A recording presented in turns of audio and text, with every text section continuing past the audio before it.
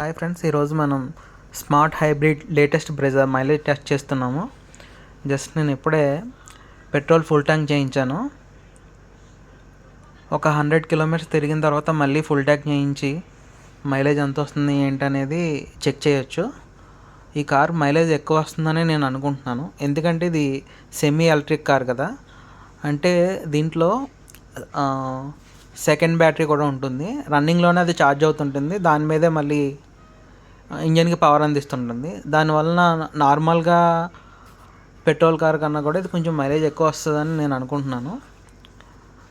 Only హైవేలో అయితేనే సరైన కరెక్ట్ మైలేజ్ మనకు తెలియదు కాబట్టి సిటీలోను సింగిల్ రోడ్స్లోను అన్నీ కలిపి కంబైన్డ్గా అన్ని రోడ్స్లోనూ డ్రైవ్ చేసిన తర్వాత మనం మళ్ళీ ఆయిల్ ఫిల్ చేసి మైలేజ్ ఎంత వస్తుంది ఏంటనేది చెక్ చేసి చూద్దాం. ఆల్మోస్ట్ ఎక్కువ నేను సిటీలోనే తిరిగాను. తర్వాత నెక్స్ట్ హైవే ఇంకా సింగిల్ రోడ్స్ అన్నీ తిరగచ్చు.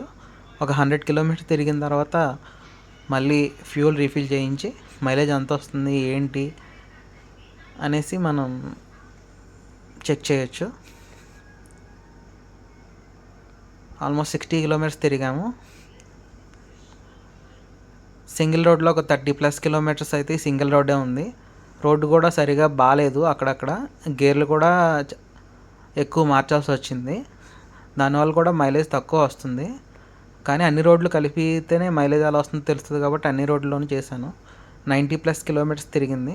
దగ్గరలో ఎక్కడ బంక్ ఉంటే అక్కడ మళ్ళీ మనం రీఫిల్ చేయించి చెక్ చేయించొద్దు. ఓకే, ఇక్కడ బంక్ ఉంది, బంక్లో ఆయిల్ కొట్టించి మైలేజ్ ఎంత వస్తుంది ఏంటనేది చూద్దాము. ప్రజెంట్ అయితే 97 కిలోమీటర్స్ తిరిగింది.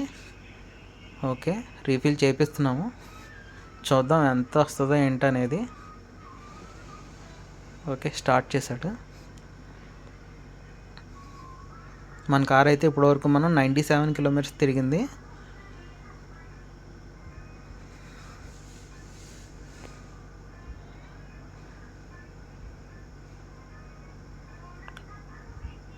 ఓకే, 97 కిలోమీటర్స్కి 3.9 లీటర్స్ పట్టింది, అంటే ఇంచుమించుగా 24.8 కిలోమీటర్స్ వచ్చింది.